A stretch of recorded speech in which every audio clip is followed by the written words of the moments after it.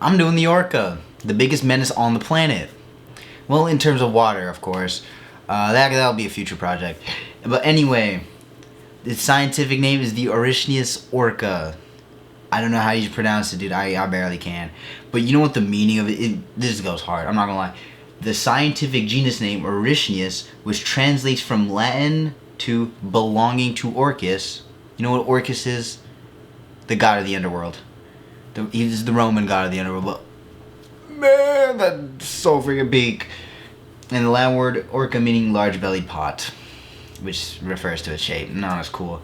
But the translation of it is of the kingdom to the dead.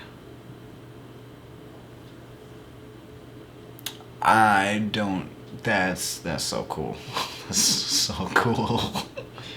Males are 5 to 8 to 6.7 meters, which is 19 to 22 feet, you Americans, and with a weight of 3,628 to 5,442 kilograms, which is 8,000 to 12,000 pounds. Again, for you Americans. And the females are 5.9 to 5.8 meters, 16 to 19 feet, American, and with a weight of 1360 to 3628 kilograms, which is 3,000 to 8,000 pounds. Yeah, these things are they're big. They're bus size basically. So they and you're dead. Now their date of discovery is a little weird, because a dude named Conrad Gassner in 1558 detailed the stranded orca he examined in the Bay of Gresfieldwald. No idea where Gresfield is. But a date of scientific discovery was Carl Linnaeus in 1758, where he named it Orichnius orca in his landmark 1758 publication Systema Naturae. He's just an off-brand Charles Darwin.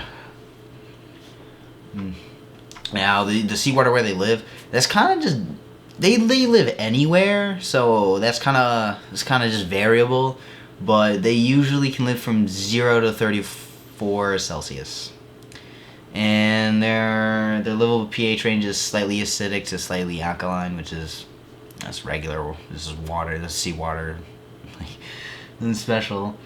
And their livable pressure range is around 0 to 1,576.15 pascals.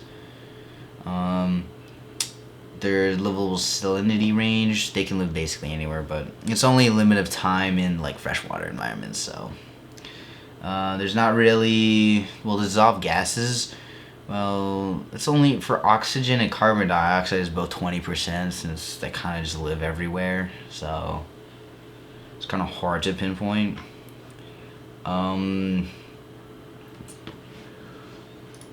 Now, the Orichnius orca ocean zone. Let me walk you through this.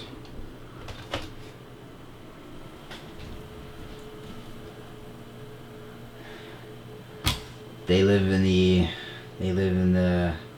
epipelagic zone.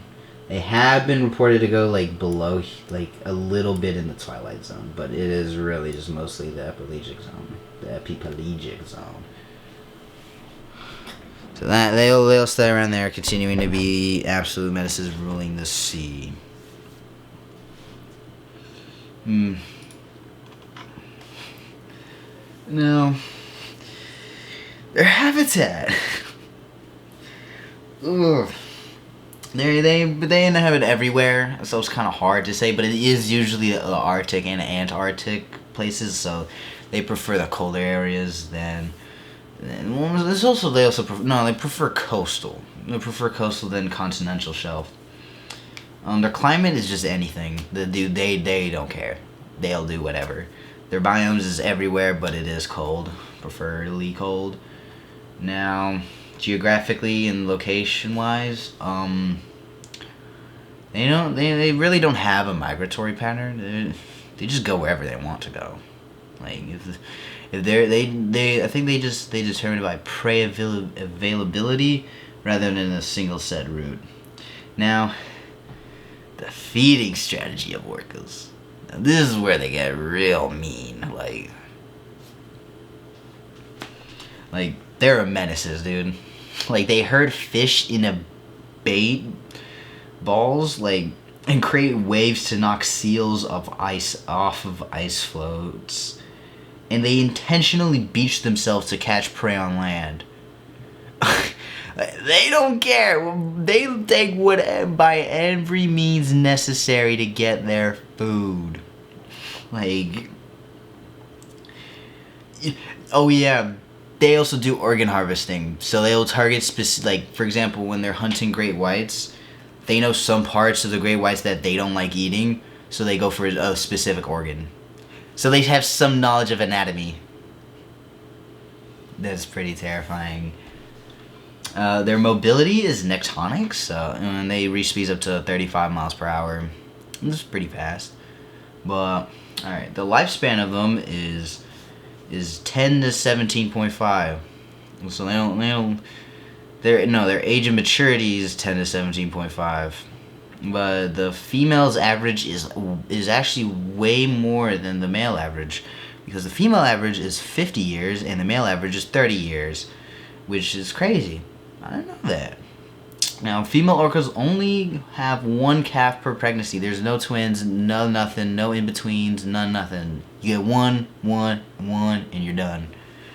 Now, their gestation period is pretty long. It's 15 to 18 months. So orcas usually have 4 to 6 offspring in their reproductive life. But, yeah. Their food web, they're the apex predator wherever they go, so it doesn't matter. As long as they can eat a seal, a squid, or a penguin, or some fish, it's theirs, not gonna lie. If you just a great white, you casually swimming around, like, and then an orca comes around you, and the funny thing is, orcas bully great whites, where great whites will leave that feeding ground for a year. Like, they will go somewhere else for a whole year, just so just to make sure the orca just doesn't follow, or like doesn't go near them, which is crazy to make a great white scared. That's aura. Like, you're making a great white scared. That is just aura. Now, their kingdom, which is now the kingdom Animella, is just animals. Their phylum, which is Chordate, which is animals with a notochord. Their class is Mammalia, which is mammals. The order, which is Crustacea, which is whales, dolphins, and porpoises. Their suborder, which is Odoncetes, which is toothed whales. Their family is the Delphinidae, which is just dolphins. And their genus is Orcinus, and the species is Orcinus orca. That's all I gotta say. The orca is an absolute menace. If I'm ever in the ocean, I see one, bro, I'm just shooting it. I'm not gonna hold you, twin.